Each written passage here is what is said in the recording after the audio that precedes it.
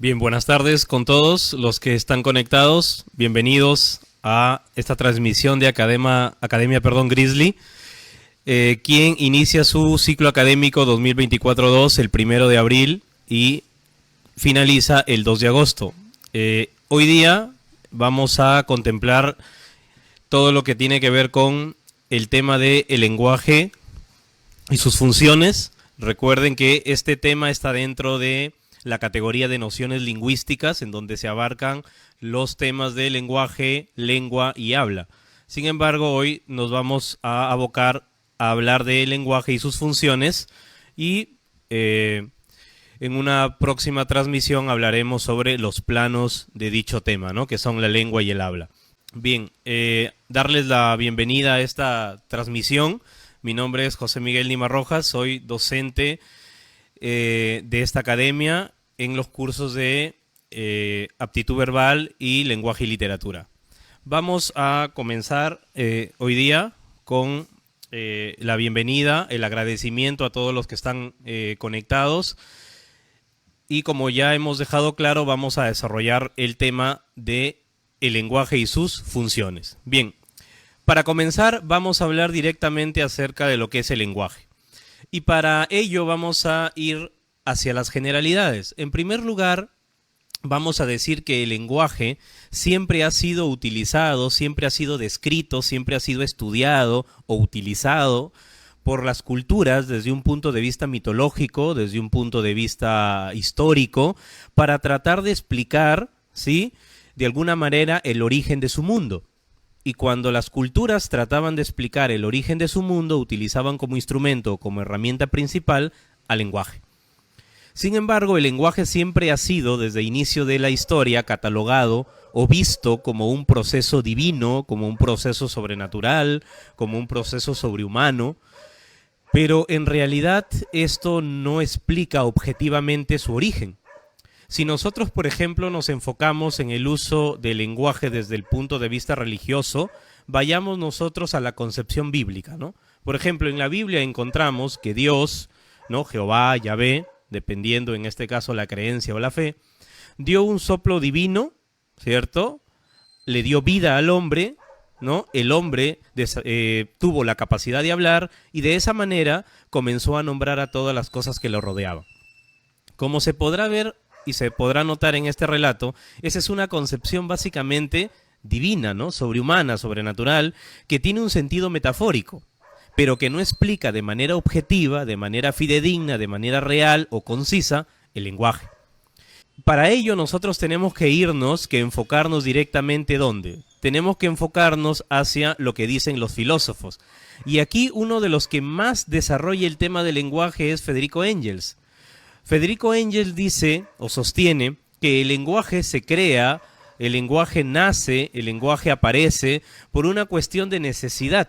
¿Qué necesidad? Bueno, de una necesidad social de interrelación. Cuando el hombre quería comunicarse entre sí, cuando el hombre quería comunicar algo, lo que tenía que hacer o lo que hacía era justamente buscar, ¿cierto?, un acercamiento hacia otro ser, hacia otro homínido, hacia otro hombre. Y para ello comenzó a desarrollar ciertos sonidos guturales, ciertos sonidos que tenía, lógicamente, localizados en la glotis.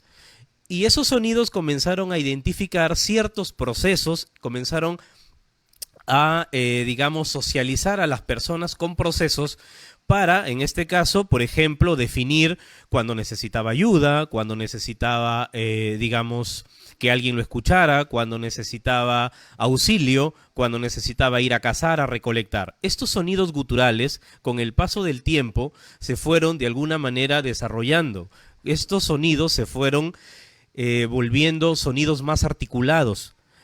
Esto generó que luego estos sonidos articulados se convirtieran, en sonidos convencionales. ¿Por qué convencionales? Porque un determinado grupo social o un determinado grupo humano estaban convencidos de que esos sonidos tenían una función determinada. Entonces, al ser sonidos convencionales, estos sonidos se convirtieron en lenguaje. Esa es, digamos, la explicación objetiva, la explicación científica, ¿no? Y una explicación ya más fidedigna acerca de cómo el lenguaje se fue creando como una necesidad social de comunicación. Porque como dice Engels, el lenguaje es un instrumento. El hombre utiliza el lenguaje como instrumento, ¿para qué? Para, en este caso, comunicarse. Por lo tanto, es el principal instrumento o herramienta que el hombre va mejorando, va evolucionando y, en este caso, se convierte en todo un sistema articulado que no solamente tiene que ver con ademanes, que no solamente tiene que ver con movimientos o señales, sino que tiene que ver ya con una sistematización más profunda de signos, de símbolos que el hombre utiliza para comunicar o informar lo que desea.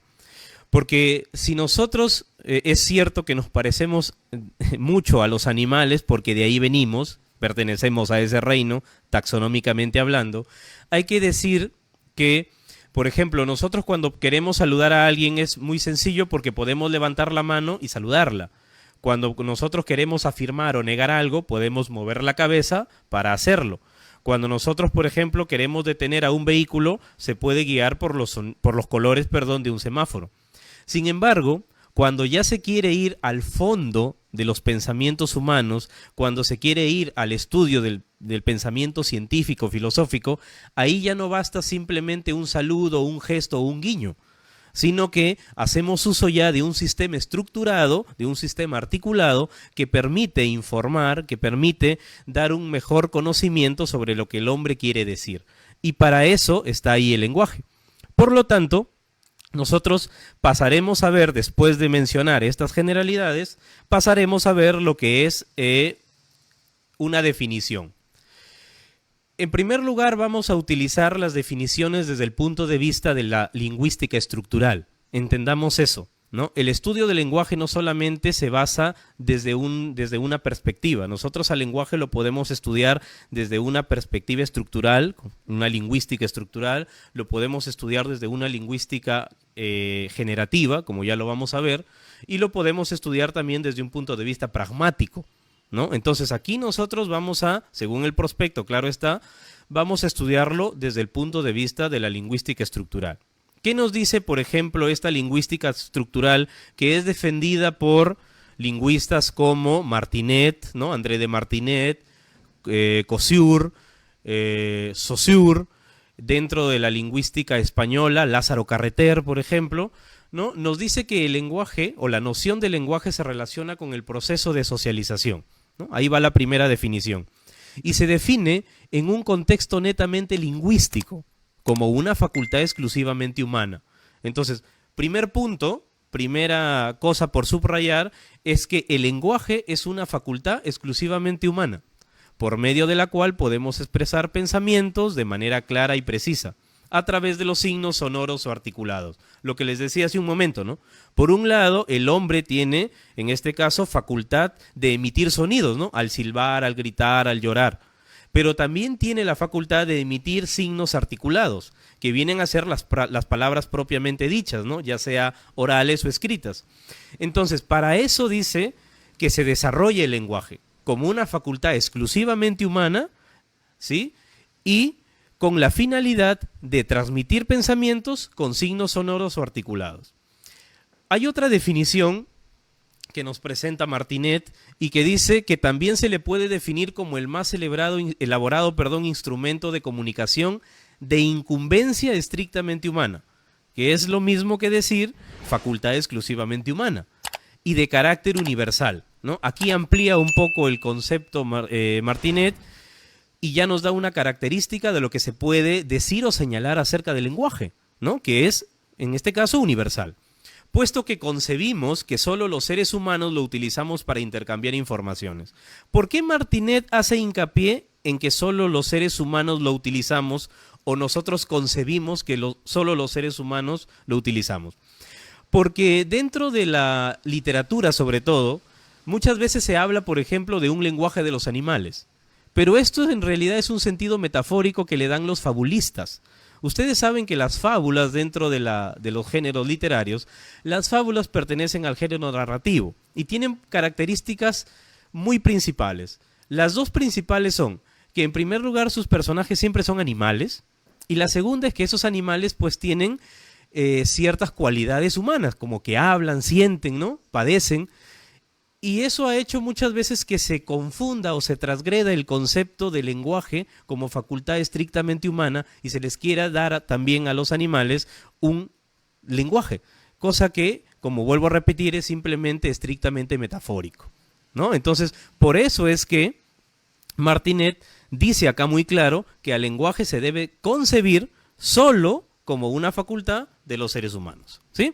Entonces, ahí tenemos esas dos definiciones muy claras acerca de lo que es el lenguaje. Muy bien, continuamos. Ahora, vamos con las características del lenguaje. ¿Cuáles son esas características definidas, ¿no? Ya propias que el lenguaje posee como instrumento, como lo volveremos a repetir, instrumento propiamente humano, ¿sí? Que sirve para comunicarnos. Bien, la primera, ¿cierto?, es aquella que nos dice que el lenguaje es universal. ¿Por qué el lenguaje es universal? Porque todos los seres humanos lo utilizan en su interrelación diaria, porque todos los seres humanos lo utilizan en su quehacer cotidiano. Si bien es cierto, la comunicación es la relación entre un ser y otro, el instrumento que se utiliza para que esa comunicación se dé es el lenguaje. Y entiéndase como lenguaje a todo el sistema de signos, a todo el sistema, en este caso, de elementos organizados y sistematizados que el hombre utiliza como herramienta social. Así que, como todos los seres humanos tienen la capacidad de comunicarse, ¿no?, ya sea de manera oral, de manera escrita, de manera gestual, de manera icónica, entonces la característica principal del lenguaje es que es universal. No se olviden, universal porque todos tenemos la capacidad de desarrollarlo y porque nos sirve como interrelación o colaboración diaria. La siguiente característica es que el lenguaje es racional. ¿Por qué el lenguaje es racional? Porque hacemos uso de nuestra inteligencia y razón para expresarlo. En este caso, cuando hablamos nosotros de nuestra inteligencia, estamos hablando de que el hombre ha sido capaz de representar su mundo. ¿Cómo así? Una cosa es el mundo real y otra cosa es el mundo subjetivo. Las palabras que representan al mundo forman parte de esa subjetividad porque están presentes en mi psiquis, o sea, en mi conciencia, o sea, en mi inteligencia. ¿Y razón por qué? Porque todo lo que es razonable es lógico y todo lo que es lógico es demostrable. Por lo tanto, cuando el hombre hace uso del lenguaje o crea el lenguaje como un instrumento que lo que busca es representar a la realidad, lo que el hombre está haciendo es desarrollando una inteligencia superior y un razonamiento demostrable que por medio de las palabras puede interiorizar el mundo. O sea, para nombrar yo a los seres que me rodean, yo utilizo palabras. Para dar información sobre una determinada realidad, yo utilizo palabras. Así que, por lo tanto, no es necesario que yo traiga al objeto o al sujeto de quien esté hablando para que pueda ser concisa mi comunicación, sino que lo puedo representar. Entonces, al ser una actividad representativa, lo que el hombre ha creado psíquicamente o psicológicamente es, en este caso, un sistema razonable que se basa en la lógica y en la demostración. Muy bien, la siguiente característica es que el lenguaje es aprendido, ¿no? Y aquí quiero hacer hincapié porque volvamos a repetir que estamos estudiando el lenguaje desde el punto de vista de la lingüística estructural. No estamos estudiando el lenguaje desde el punto de vista de la gramática generativa, que ya lo vamos a ver. Entonces, para el estructuralismo lingüístico, el lenguaje es aprendido puesto que constituye un legado cultural y un proceso de experiencia. ¿Por qué un legado cultural? Porque se ha pasado a través del tiempo de padres a hijos.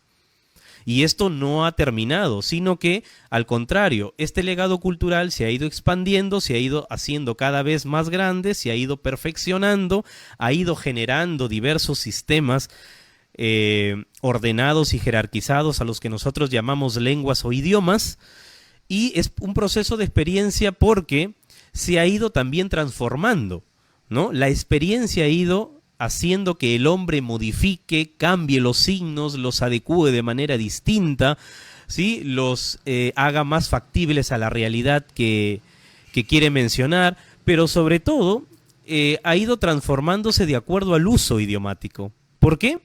Porque si hay algo que con lo que el hombre, o en todo caso la normativa o la regla, no puede, digamos, combatir o pelear, es contra el uso idiomático, ¿no? Porque el uso es el amo y señor del lenguaje. Entonces, todos esos procesos de experiencia han ido transformando, han ido cambiando la noción del lenguaje que ha tenido también el hombre, ¿no? Ha ido cambiando los significados. Por ejemplo, un significado que ha ido cambiando gracias a la diacronía del lenguaje es, por ejemplo, la palabra villano, ¿no? La palabra villano antiguamente se utilizaba para definir a las personas que vivían en una villa. Entonces, a la persona que vivía en una villa o que venía de una villa se le llamaba villano. Actualmente, villano se asocia a una persona, ¿no?, que es mala, que roba, que ultraja, ¿sí?, que se apropia de lo ajeno, que actúa de mala manera. Ese es un villano, ¿no? Entonces, ahí está la demostración de que el lenguaje es aprendido por una cuestión de legado cultural, pero también por un proceso de experiencia que te dice que ciertos significados o ciertas palabras pueden variar de acuerdo al contexto, de acuerdo a su uso, ¿sí? Muy bien, siguiente característica, nosotros vamos a decir que el lenguaje es doblemente articulado. Y aquí vamos a citar al lingüista André de Martinet, porque es este lingüista quien plantea justamente esta doble articulación del lenguaje. Y él sostiene que la doble articulación del lenguaje es el resultado de la racionalidad del hombre.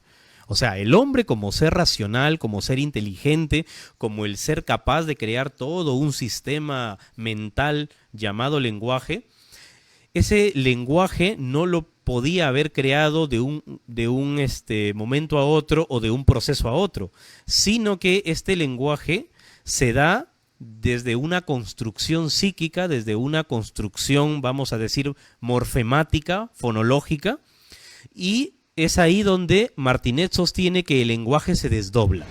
¿Qué quiere decir que el lenguaje se desdobla?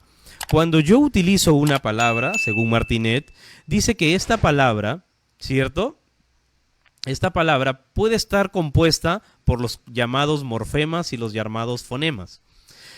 Martinet sostiene, yo cuando, por ejemplo, tengo la palabra valiente, y para eso vamos a utilizar, la escritura fonológica. Ustedes saben bien que la escritura fonológica es muy distinta a la escritura gráfica propiamente dicha, ¿no? Entonces la escritura fonológica siempre se representa entre barras y se utilizan, ¿sí?, las representaciones sonoras directas. Ojo, no estoy hablando de los sonidos en sí, sino estoy hablando de la representación de los sonidos, ¿sí?, para que no se confunda. Por eso digo que es un estudio fonológico. Si yo hablara de los sonidos en sí, estaría hablando de fonética, pero eso es otro tema. Entonces, Martinet sostiene que la primera articulación del lenguaje está formada por los llamados morfemas. ¿Y qué son los morfemas? Los morfemas son las unidades mínimas que poseen significación. Por ejemplo, en la palabra valiente, ¿cierto?, la palabra valiente viene de aquella persona que tiene valor. Por lo tanto, la raíz o morfema base de la palabra valiente sería val. Ese sería el morfema principal. En este caso, si yo digo valiente, ¿no?, vamos a hablar de que yo estoy hablando de un morfema, ¿sí?, de un morfema o de un amorfo, como en algunos libros también lo pueden encontrar, pero en este caso vamos a llamarlo un morfema derivado, ¿no?, que viene a ser un sufijo, valiente. Y si yo quiero en este caso denominarlo en plural, agregaré otro morfema, el morfema S, que me da a mí la categoría, ¿no?, un morfema gramatical que me da la categoría a mí de decir que esta palabra está en plural. Por lo tanto, dentro de los morfemas, ¿no?, por ejemplo, en la palabra valiente, yo puedo señalar tres morfemas. Un morfema principal llamado lexema, un morfema derivado, que viene a ser un sufijo, pero también, si yo le agrego la S, viene a ser un morfema gramatical que me indica que esa palabra está en plural. Entonces, los morfemas no se dividen como las sílabas, tienen una división distinta, ¿no? Tienen una división, en este caso, por lo que construyen o por lo que significan. La segunda articulación del lenguaje, según Martinet, está enfocada en los fonemas. ¿Y qué vienen a ser los fonemas? Los fonemas vienen a ser las unidades mínimas de diferenciación. Por ejemplo, la palabra valientes, como ustedes pueden ver ahí en sus pantallas, ¿cierto? Cada sonido, ¿sí? Cada sonido representado entre barras viene a ser un fonema, ¿sí? Entonces, cada uno de esos fonemas, ¿qué son? Son unidades distintivas del lenguaje. Ya no son unidades que poseen significado, porque la B por sí sola, la A por sí sola, la L por sí sola, la I por sí sola, y así sucesivamente, no me dan a mí ningún significado, ¿cierto? No me dan a mí ningún concepto significativo. Pero lo que sí hacen es, por ejemplo, darme una cuestión distintiva. ¿Qué pasa si yo, por ejemplo, a la palabra valientes le quito la S, le suprimo la S? Pues me está identificando a mí un singular o un plural. Entonces, los fonemas sirven para eso, como unidades distintivas. Los morfemas, en cambio, sirven como unidades significativas. Entonces, esas son las dos articulaciones que el lenguaje tiene. Profesor, ¿y para qué es importante eso? Porque en nuestro idioma español existen 24 fonemas, 19 son consonantes y 5 son vocales. Sin embargo, según Martinet, los fonemas son finitos. ¿Qué significa finitos? Que se pueden contar, que se pueden identificar fácilmente. Sin embargo, cuando yo los agrupo para formar palabras, al agrupar a los fonemas, yo tengo una cantidad infinita de palabras. Entonces, ¿para qué sirven los fonemas? Bueno, sirven para estructurar palabras de manera infinita dentro de un idioma y constituyen unidades distintivas que a la vez forman morfemas que constituyen unidades significativas. O sea, gracias a la doble articulación del lenguaje es que yo puedo crear una infinidad de palabras, ¿no? Y ya saben ustedes que dentro de las categorías gramaticales existen categorías que son categorías de inventario abierto. ¿Qué quiere decir eso? Que pueden aparecer nuevas palabras dentro de esas categorías, como por ejemplo el sustantivo, el adjetivo, el verbo, ¿no? Para eso sirven la unión de fonemas y la unión de morfemas. Bien, la siguiente característica tiene que ver con que el lenguaje es arbitrario. ¿Qué quiere decir que el lenguaje es arbitrario? Bueno, es porque se manifiesta en el empleo de signos convencionales. Y ya hemos hablado de lo que es la convencionalidad. ¿Qué es la convencionalidad? Es que un determinado grupo de personas, una comunidad determinada, o en todo caso todas las personas en el mundo, son conscientes o están convencidas que ese sistema de lenguaje les sirve para comunicarse. Entonces, cuando yo me convenzo que ese sistema de signos sirve como un instrumento de comunicación, entonces yo diré que esos signos son convencionales porque esos signos traen consigo un significado y un significante. ¿Sí? Entonces, de esa manera es como se da la arbitrariedad. La arbitrariedad, por lo tanto, es el convencimiento de que el lenguaje es un conjunto de signos que me sirven a mí para comunicar. ¿Sí? Muy bien. La siguiente característica tiene que ver con que el lenguaje es voluntario. ¿Por qué es voluntario? Bueno, porque es un acto intencional, ¿no? Yo lo quiero llevar a cabo. A mí me nace la necesidad de comunicar algo. A diferencia de lo instintivo, por ejemplo, el estornudar, el llorar, el reír. Eso nadie nos lo enseñó, eso nadie nos lo mostró, eso nadie nos dijo que nos riéramos de tal manera o estornudáramos de tal forma. Eso viene dentro de nuestros genes, viene de nuestro desarrollo, vamos a decir, interno. En cambio, el lenguaje sí tiene un sentido intencional, porque soy yo como persona la que quiere transmitir algo. Y por lo tanto tengo una intención, ya sea la intención de informar, ya sea la intención de pedir ayuda, ya sea la intención de saludar, ya sea la intención de expresar, ya sea la intención, no sé, de describir una realidad o de mostrar mi lado literario. Las intenciones pueden ser variadas, pero gracias a eso yo puedo decir que el lenguaje es voluntario, ¿sí? No instintivo. Muy bien, continuamos. Entonces, y ahora vamos a hablar sobre lo que les mencionaba hace un momento, ¿no? Sobre la otra arista con la que se le estudia el lenguaje, que viene a ser la gramática generativa, ¿no? Es una gramática mucho más moderna, la desarrolla Noam Chomsky, ¿no? Quien por muchos años fue profesor del MIT, del Instituto de Massachusetts en Estados Unidos. Y según Noam Chomsky, dice que la gramática generativa, o dentro de la gramática generativa, el lenguaje es algo innato. O sea, es algo que viene conmigo. A diferencia de lo que dice lo estructural, que el lenguaje es aprendido, Chomsky dice que el lenguaje es innato. Viene conmigo, está dentro de mis genes, ¿no? Viene en mi ADN, y el hombre tiene en su mente un conjunto de sistemas ya desarrollados para utilizar el lenguaje.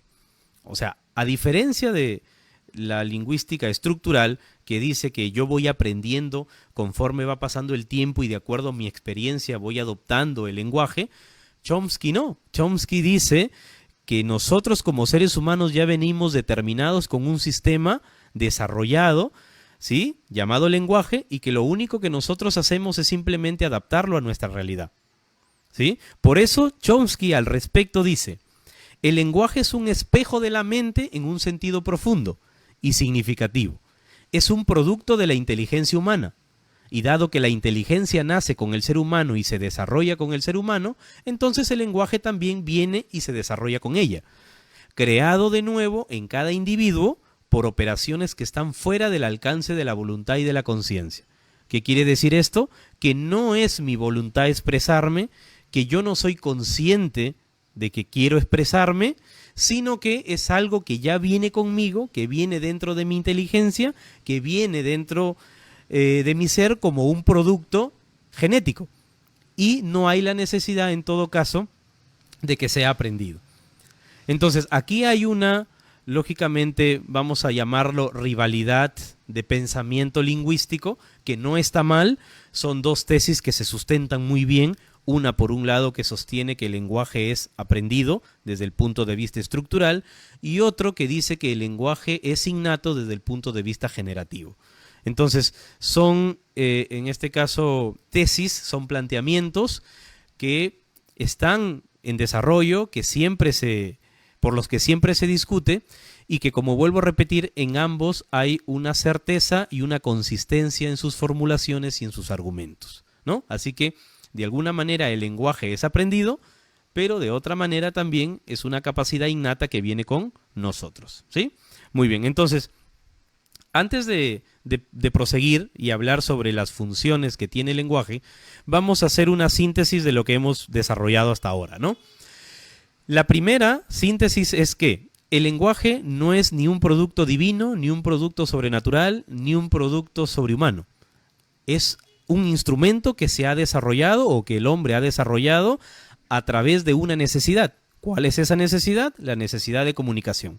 Lo desarrolló primero a través de los gritos, a través de su glotis, y esos gritos se fueron perfeccionando, se fueron volviendo sonidos articulados y generaron de esa manera el lenguaje.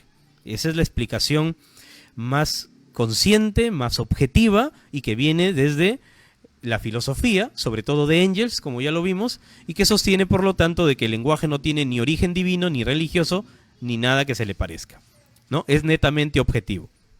En segundo lugar, la segunda cuestión que tenemos que saber del lenguaje es que es una facultad estrictamente humana, ¿no? No es una facultad animal, no es una vegetal de plantas, no es una facultad de otros seres, es una facultad netamente humana que el hombre ha desarrolla para comunicarse.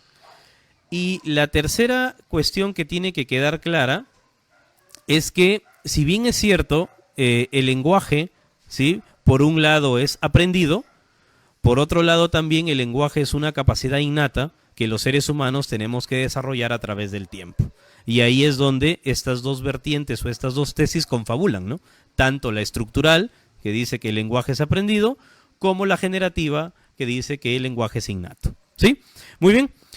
Eso es la primera parte, eso es lo que tiene que ver con el concepto y la definición del lenguaje y sus características. Y ahora vamos a pasar a ver lo que es las funciones del lenguaje. No sin antes, claro está, recordarles que estamos en este enlace, en esta transmisión en vivo, gracias a Academia Grizzly, que empieza su ciclo académico 2024-2 el 1 de abril. ¿Sí? Así que, por favor, comunicarse. Los números van a aparecer están ya en su página y también van a aparecer al final de esta transmisión. ¿Sí? Continuamos.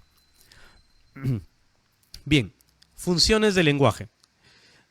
Recuerden que el lenguaje, dentro de las nociones lingüísticas, se estudian dos grupos. Uno es las funciones del lenguaje y otros son los planos del lenguaje. Cuando hablamos de las funciones del lenguaje, estamos hablando de, en este caso, cómo el lenguaje permite al hombre informar, expresarse, ¿no? Llamar la atención, ¿sí? Y desde el otro punto, cuando hablamos de los planos del lenguaje, estamos hablando acerca de la lengua y el habla, ¿no? En este caso solamente vamos a tocar el hecho de las funciones del lenguaje. Y lo primero, lo que no te debes de olvidar, así como las tres síntesis que acabamos de ver, es que la función principal del lenguaje es servir como instrumento de comunicación. Si a ti te preguntan, ¿cuál es la principal función del lenguaje? Ya, instrumento de comunicación o elemento de comunicación. ¿Sí? Esa es la principal vía, el principal objeto del lenguaje. No hay otro, no hay otra función, esa es su principal. Ahora, eso no quiere decir que dentro de este estudio del lenguaje se tenga, ¿no? Por, lógicamente, estudio, que describir y que analizar funciones propias, ¿no? De este elemento o de este instrumento. Y para eso vamos a ir primero a estudiar las funciones básicas del lenguaje.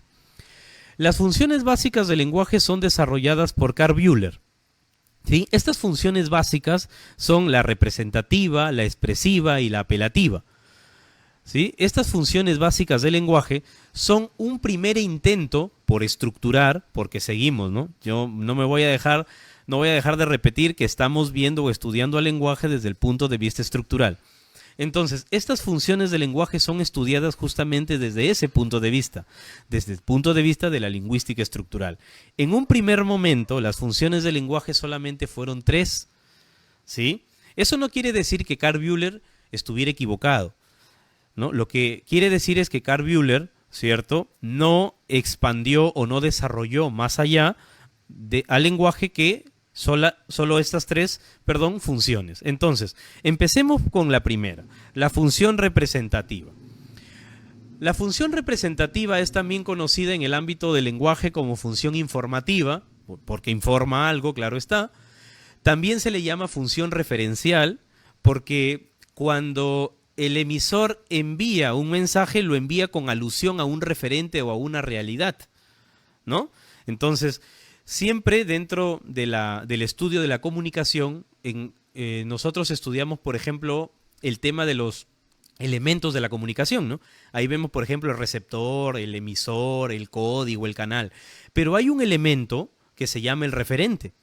¿Y el referente qué es? El referente viene a ser la realidad aludida, o sea, viene a ser el mensaje en sí, viene a ser la concepción o el significado en sí, no el mensaje que muchas veces va disfrazado o va ornamentado, ¿cierto?, con ciertas formas o con ciertas estructuras, no. El referente hace alusión a lo que se quiere decir en sí. Por ejemplo, ¿no?, si yo tengo a Juan y a Pedro, ¿no?, y Juan le dice a Pedro, oye, todo niño viene con el pan bajo el brazo. Ese es el mensaje. Sin embargo, el mensaje no quiere decir estrictamente que todo niño venga con el pan bajo el brazo. El mensaje viene con un significado adherido, con un significado adscrito. Ese significado adscrito viene a ser el referente, lo que verdaderamente la realidad quiere decir o dar a conocer. Por eso es que dentro de esta función representativa también se le llama función referencial, porque va objetivamente al hecho en sí. También se le llama función cognitiva, porque contiene conocimientos o datos. Aquí vamos nosotros a observar que toda información, todo dato científico, filosófico, histórico, va a estar dentro de esta función representativa, ¿no? Por ejemplo, nosotros aquí tenemos y decimos que el elemento de la comunicación con la que se, vamos a decir, une o con la que se adhiere esta función representativa es el referente, ¿sí? Muy bien. Profesor, ¿y por qué el referente? Porque, como ya digo, la función representativa, ¿cierto?, va al mensaje en sí, al concepto o definición que el mensaje trae en sí. Y dentro de los elementos de la comunicación, ¿cuál es el elemento que se preocupa por el mensaje en sí, por el concepto en sí? El referente.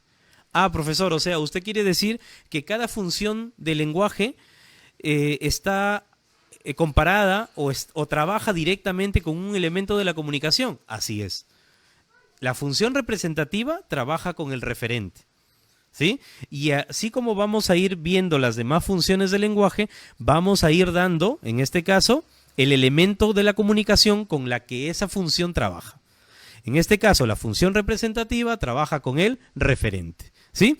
Entonces, cuando, por ejemplo, nosotros decimos que la célula, ¿no?, es la unidad principal de la materia, lo que yo estoy dando a conocer, en este caso, ¿qué cosa es? Es un conocimiento dentro de la biología, dentro de la química. Por lo tanto, yo voy a decir que es una función representativa. ¿Por qué? Porque es una realidad cognitiva, porque está dando conocimiento sobre algo. Si yo, por ejemplo, leo una noticia, ¿cierto? Y supongamos, dice, el examen de admisión se programa para la segunda semana del mes de abril o el segundo domingo del mes de abril. Es un ejemplo, claro está, ¿no? Entonces, lo que yo estoy dando ahí es una información, estoy informando sobre algo, sobre un hecho que va a pasar, que pasa o que pasará. Por lo tanto, ahí estoy haciendo uso de función informativa. Y la función referencial, como ya les he dicho, es cuando yo hablo, envío un mensaje, pero ese mensaje no es directamente lo que se me está diciendo o lo que se me está informando, sino que ese mensaje viene con un significado adherido, adscrito a él, con un referente en sí.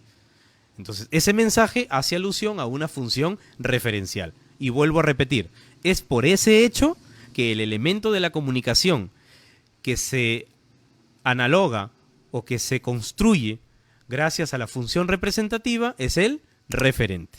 Muy bien. Segunda función. Vamos ahora con lo que es la función expresiva. Muy bien. Esta función expresiva, su mismo nombre lo indica, ¿no? Es porque yo voy a expresar algo.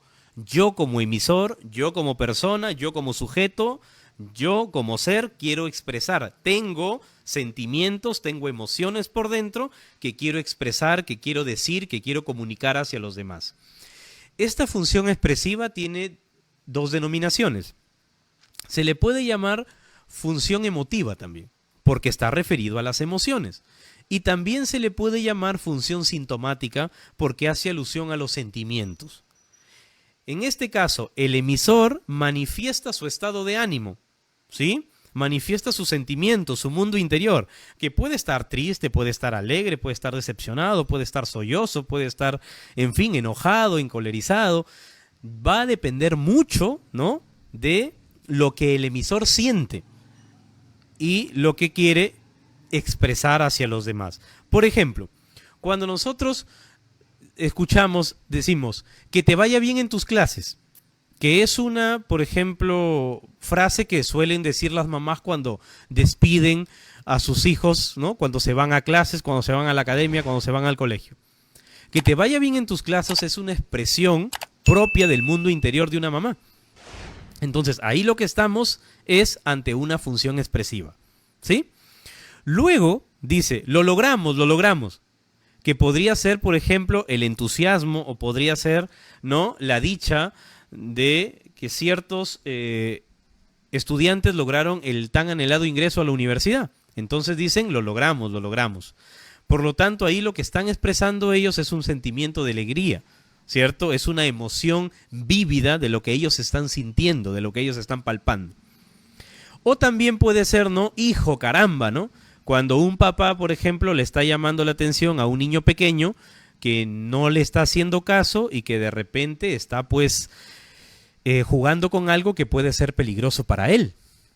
Por lo tanto, ahí el padre, al decir hijo, caramba, lo que está expresando es un sentimiento de preocupación, ¿no? Entonces, dentro de esta función expresiva, vuelvo a repetir, es el emisor, es la persona en sí, es el ser en sí, quien expresa lo que quiere sentir, lo que quiere mostrar hacia el mundo interior.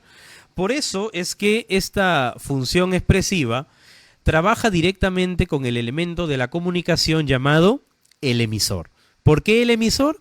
Porque es el emisor en primera persona quien va a mostrar, quien va a expresar sus emociones y sus sentimientos, ¿verdad? Muy bien. Entonces, ahí tenemos nosotros esta segunda función expresiva. Por favor, recordarles que en los exámenes de admisión no siempre suelen venir las preguntas con el nombre de función representativa o función expresiva. Muchas veces utilizan las otras denominaciones que yo les estoy dando aquí. Así que es factible que por favor también se aprendan, ¿sí?, estas denominaciones alternas, ¿no? Porque, por ejemplo, pueden preguntar, ¿no? La siguiente función es sintomática, ¿verdadero o falso? Entonces, si tú no sabes que la función sintomática también se llama función emotiva o función expresiva, entonces estaríamos básicamente cayendo en la nada, ¿no? En el vacío. Si, por ejemplo, a ti te dicen, la siguiente función es una función cognitiva, si tú no sabes que la función cognitiva también recibe el nombre de representativa, informativa o referencial, entonces no vas a saber qué marcar o de qué te están hablando dentro del examen de admisión. Y en los exámenes suelen venir las preguntas con las denominaciones alternas, no precisamente con las denominaciones principales. Así que una recomendación de Academia Grizzly es que también nosotros tengamos en consideración las otras denominaciones de estas funciones, ¿sí? Bien, continuamos. Siguiente, vamos a la tercera función de Carl Buehler, ¿no? Ya que Carl Buehler desarrolló estas tres primeras funciones llamadas básicas o principales. Estamos ahora con lo que se denomina la función apelativa. La función apelativa toma el nombre también de imperativa. ¿Imperativa por qué? Porque te manda u ordena, ¿cierto? Porque te manda u ordena, por lo tanto también se llama imperativa, ¿no? Listo, así como te ordenaba o te mandaba tu ex. También recibe el nombre de función conativa. ¿Por qué conativa? Porque se empeña en realizar algo. Profesor, ¿y cómo que se empeña en realizar algo? Ah, porque te lo pide por favor, pues. Porque te ruega para que lo hagas, porque te ruega por volver, pero tú no le tienes que hacer caso. Entonces, cuando sucede eso, ¿cierto? Esta función cognativa, ¿sí?, también llamada apelativa, está referido a un favor o a un ruego, ¿sí? Muy bien. Aquí el emisor siempre busca influir en el receptor. O sea, cuando el emisor hace uso de la función apelativa, no hace uso de esa función para beneficiarse él, como en la función expresiva, ¿no? En donde lo que busca él es expresar sus sentimientos o sus emociones. Aquí ya no. El emisor ya no busca, ¿cierto? Ya no busca un beneficio para él, sino busca que el receptor cambie su comportamiento y haga algo por él. O sea, busca en el receptor un beneficio, ¿sí? Esa es la función apelativa. Si bien es cierto, el emisor es quien envía el mensaje se envía pero para que el receptor haga algo, ¿no? O sea, el emisor cumple simplemente, como se dice criollamente, cumple su chamba con enviar la información, pero es el receptor quien tiene que cambiar su comportamiento, quien tiene que moldear su conducta o, en este caso, hacer vívida, ¿no?, la exigencia del emisor. Por ejemplo, cuando decimos, hagan algo por la vida, queridos amigos, ¿no?, que es, por ejemplo, un pedido, ¿no?, que un compañero suyo de clases o un compañero suyo de promoción puede decir en un discurso de clausura, ¿no? Hagan algo por la vida, queridos amigos.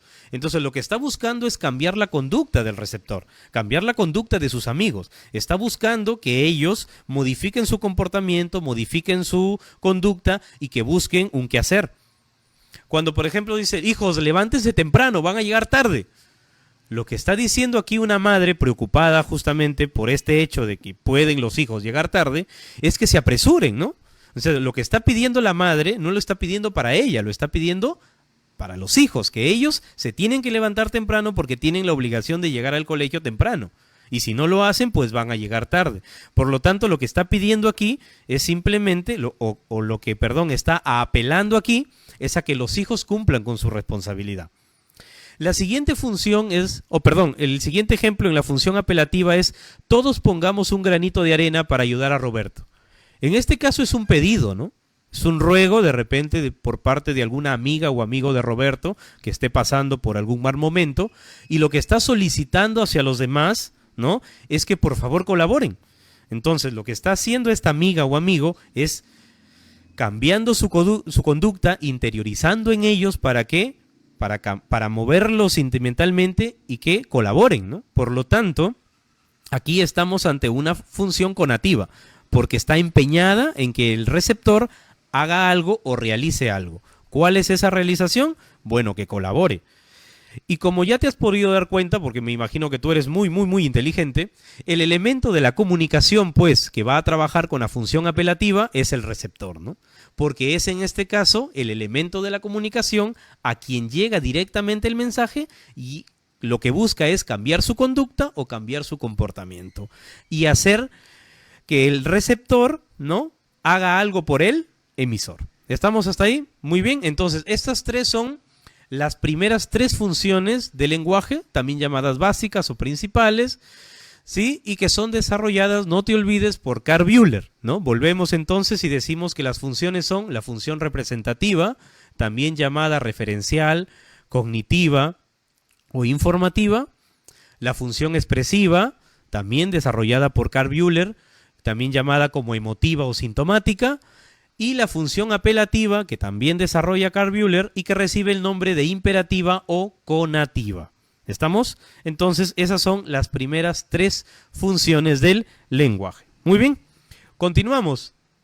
Gracias a Academia Grizzly, no se olviden que empieza su ciclo académico 2024-2 el 1 de abril. Así que comunicarse a los números de referencia que están en su página y separar su vacante. Muy bien, las siguientes funciones son llamadas las funciones complementarias o funciones secundarias, ¿sí? Muy bien, estas funciones complementarias son la función metalingüística, la función fática y la función poética. Las funciones complementarias fueron desarrolladas por Roman Jakobson y Jan Mukarovsky. Muchas veces solamente se toma a Roman Jakobson, ¿no?, y se deja de lado a Mukarovsky, quien ayudó a desarrollar sobre todo la función poética, ¿no? Si bien es cierto, no estuvo dentro del desarrollo de la función metalingüística o fática, sí estuvo muy adherido a la función poética. Así que en algunos libros, creo que también en el prospecto de admisión de la Pedro, solo toman a Roman Jakobson, ¿no? Pero también hay que decir que estas funciones complementarias fueron desarrolladas por estos dos lingüistas. Muy bien, entonces comenzamos. Función metalingüística. La función metalingüística también es conocido como glosa, ¿sí? Así se llama, función metalingüística o función de glosa. Por eso está ahí resaltado con negrito, ¿no? Dice, la función metalingüística es toda vez que el lenguaje como instrumento, porque ya quedamos desde el principio que el lenguaje es un instrumento de comunicación, aborda algo del mismo lenguaje, ¿no? Esto significa que el código del lenguaje sea el objeto o el tema del mensaje.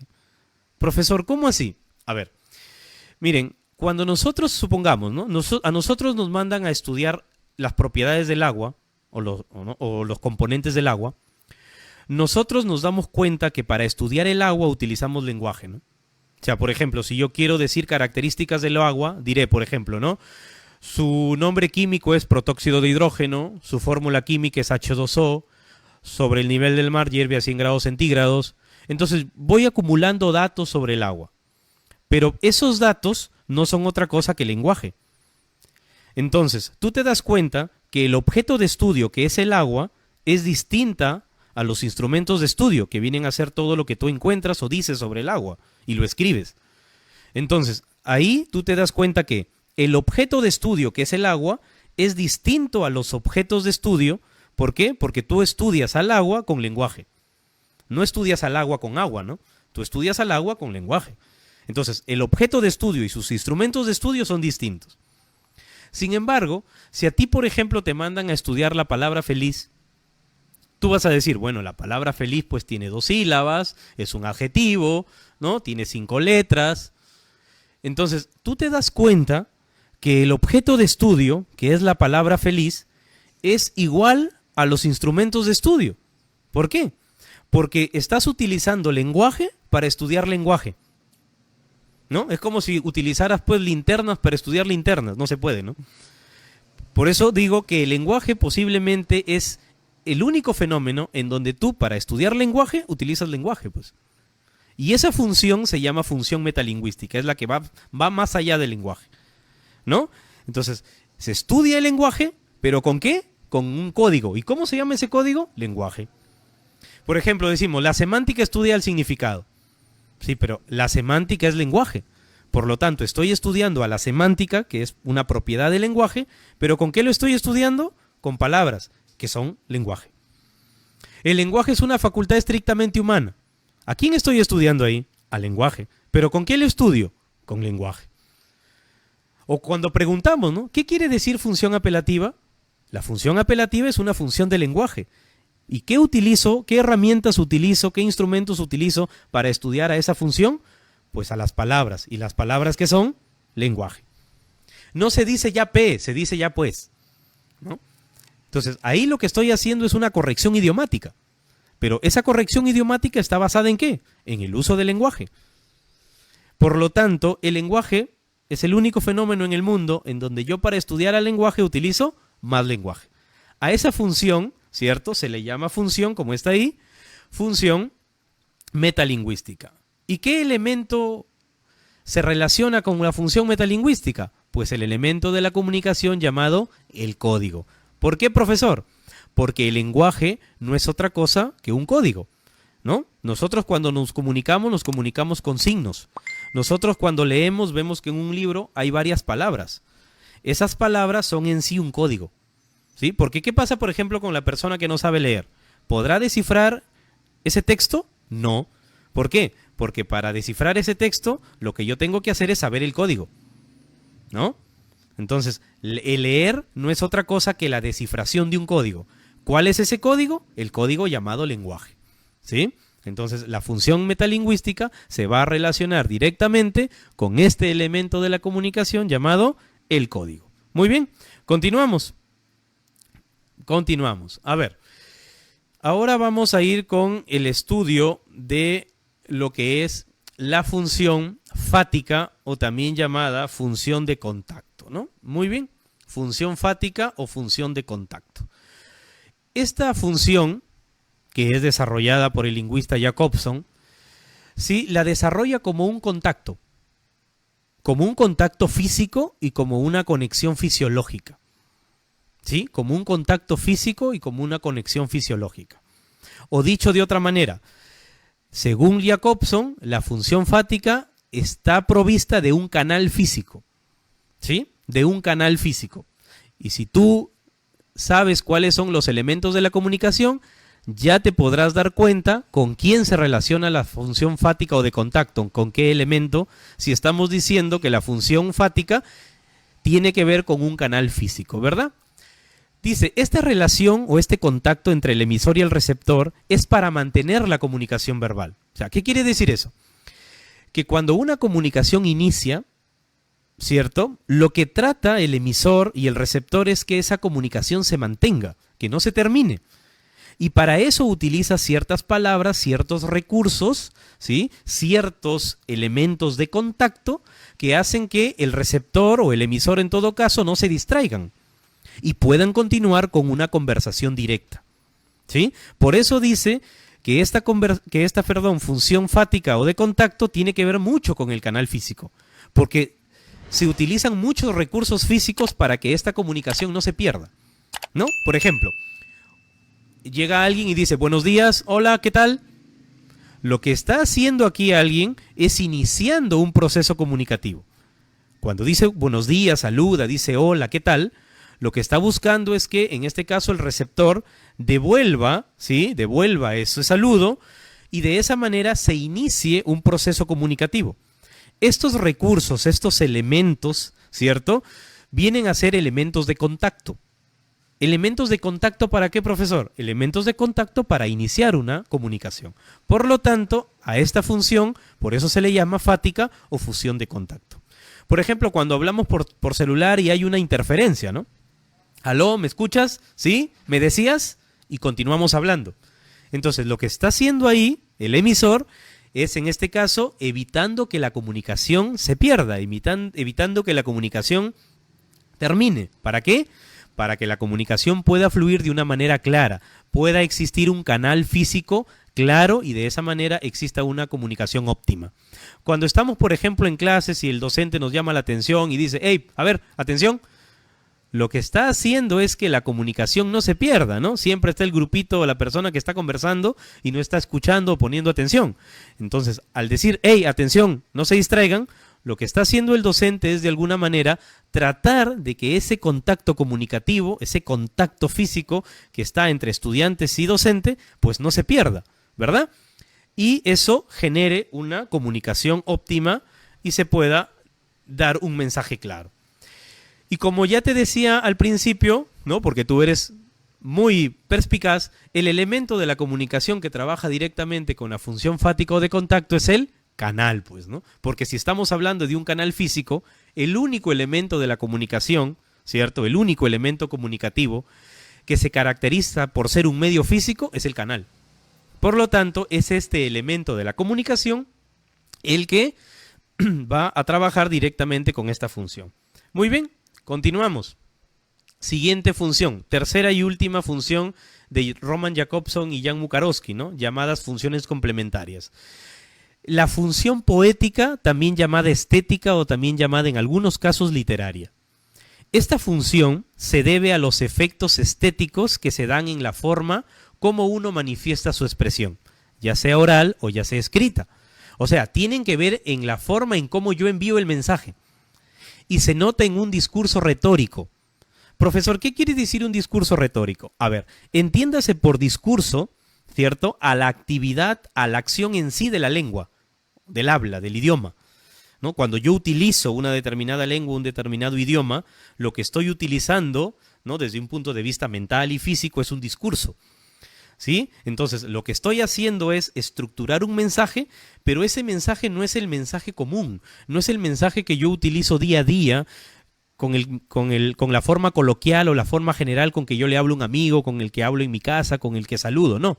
Es un discurso retórico, es una, vamos a decir, es una configuración ya un poco más armoniosa, un poco más estructurada, un poco más embellecida. Por lo tanto, dentro de esta función poética va a estar el discurso retórico, que busca, en este caso, generar cierta, ¿no? Vamos a decir, cierta adhesión, cierto apego hacia quien está hablando. Puede ser, por ejemplo, una carta amorosa, en donde mayormente utilizamos, ¿no?, recursos literarios o estéticos que, en este caso, dibujen, ¿no?, dibujen una figura literaria dentro de una carta, en el hablar elegante, etcétera, ¿no? Por eso es que la función poética está ligada a un tipo de mensaje, pero no un mensaje coloquial, sino a un mensaje ya embellecido. Esta función poética no es una función con la que nosotros, vuelvo a repetir, comúnmente nos comunicamos, sino que es una función, ¿cierto?, en la que nosotros ya ponemos mayor ímpetu, ponemos mayor dedicación, ponemos todos nuestros recursos literarios o nuestros recursos de inspiración, ¿sí?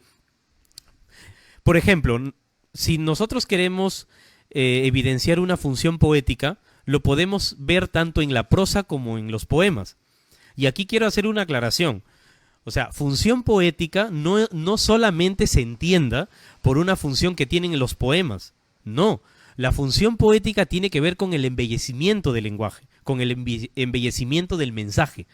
Por lo tanto, ese embellecimiento del mensaje puede estar en una carta, puede estar en una obra narrativa, en un cuento, en una novela, puede estar, lógicamente, en un poema, puede estar, por ejemplo, en una décima, en un dicho popular, ¿no? En un dicho popular también. O sea, entiéndase a la función poética no como una función estrictamente de poemas o de literatura, no. Entiéndase a la función poética como función en donde el mensaje ha sido embellecido. Por ejemplo, ¿no?, cuando don Luis Enrique Valcárcel habla sobre el andinismo, dice: el andinismo es el amor a la tierra, al sol, a la montaña. Es el puro sentimiento de la naturaleza. Es la gloria del trabajo que lo vence todo. Lo que estamos viendo ahí es un embellecimiento de la prosa, es un embellecimiento del lenguaje, para describir a una actividad andina, para describir una cosmovisión andina, porque Luis Enrique Valcárcel es historiador, para construir un pensamiento de cómo él o cómo las personas conceptúan el Ande. Por lo tanto, aquí hay una función poética, si bien es cierto, descrita desde la prosa, pero no deja de ser un embellecimiento del mensaje. Luego están, por ejemplo, un verso que dice: me encantan los diamantes que irradian bajo tus labios. Y aquí sí estamos hablando de un verso o de una parte de un poema propiamente dicho, ¿no? Cuando alguien dice me encantan los diamantes que irradian bajo tus labios, está hablando de los dientes, está hablando de su sonrisa, ¿verdad? O sea, se está enamorando de su sonrisa. Pero lo que pasa es que embelleció el mensaje, y al embellecer el mensaje, lo que hizo fue construir un mensaje estético o literario. O cuando Chocano, por ejemplo, en su poema Blasón dice: soy el cantor de América autóctono y salvaje, ¿no? Por ejemplo, ahí también nosotros vemos desde un punto de vista estrictamente poético que lo que se está haciendo es embelleciendo el mensaje para construir así, ¿sí?, una función poética, una función fuera de un lenguaje coloquial o de un lenguaje general. Bien, pero no solamente, como les decía hace un momento, son los poemas o son la prosa estilizada lo que tiene que ver con la función poética. También son los refranes o los dichos.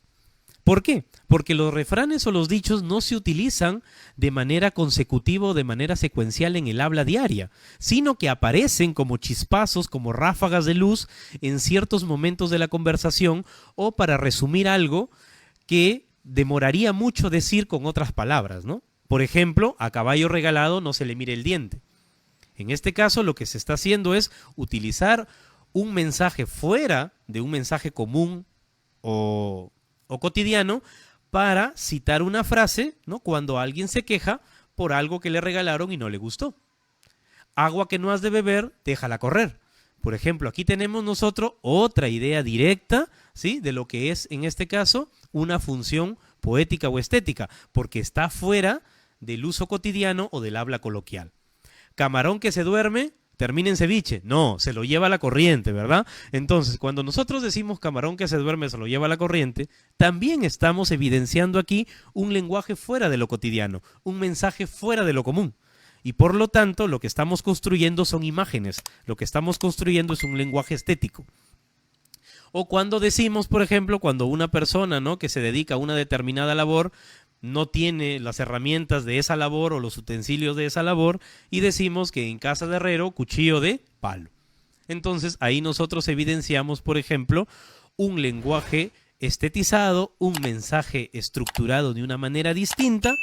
¿Y cuál es el elemento que va a trabajar con esta función de lenguaje desarrollada por Roman Jakobson y Jan Mukarowski? Aquí sí los dos. El elemento de la comunicación es el mensaje, porque es el mensaje el que se va a reestructurar, que se va a estructurar de una manera distinta, se va a embellecer, se va a volver estético, y eso genera, por lo tanto, que estas funciones se correlacionen de esa manera. Entonces, no olvidemos, estudiantes, que estas tres funciones complementarias, como ya lo hemos venido diciendo, son la función metalingüística, ¿sí?, no te olvides, en donde el lenguaje se estudia con lenguaje; la función fática o de contacto, que sirve para iniciar y mantener una comunicación; y la función poética o estética, que tiene que ver directamente con el embellecimiento del lenguaje, con la forma diferente, con la forma no coloquial o no general de comunicarme, y que también tienen que ver aquí los refranes o los dichos populares. Muy bien, agradecerles por su sintonía, agradecerles por estar en esta transmisión, que viene, como ya lo he dicho desde un principio, gracias a Academia Grizzly, que empieza su ciclo académico este 1 de abril, correspondiente al ciclo 2024-2, en miras al examen del mes de agosto. Muchísimas gracias por su atención. Me despido, soy el docente José Miguel Nima Rojas, y los espero en Academia Grizzly con los cursos de aptitud verbal, lenguaje y literatura. Buenas tardes, permiso.